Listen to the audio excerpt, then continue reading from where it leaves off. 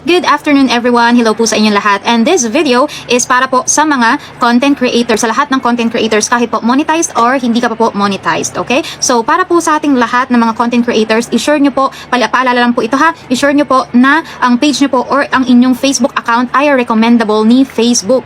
Yung iba po kasi marami na silang followers and marami na po talaga mga nanonood sa kanila, pero bigla na lang bumababa po ang kanilang engagement at kanilang mga views. So isa po doong dahilan ay baka meron na po kayong na-upload na hindi gusto ni Meta, yung mga hindi pasok sa panlasa niya, so kaya na flag content po kayo. So kailangan niyo po yan i-check, kung pwede pong araw-araw i-check niyo yan, kasi dyan niyo po malalaman kung nire-recommend pa ba ni Facebook ang inyong mga videos. So kung may flag content po kayo, ibig sabihin hindi niya po i-share sa ibang mga content creators or sa mga viewers, malaking viewers ang inyong mga videos, okay? So lagi niyo pong i-check. At kung hindi po kayo marunong mag-check niyan, ipapakita ko po sa inyo kung ano po ang kailangan niyo mga i-click sa inyong page para makita niyo at ma-sure niyo na talagang healthy po ang inyong page or ang inyong Facebook account.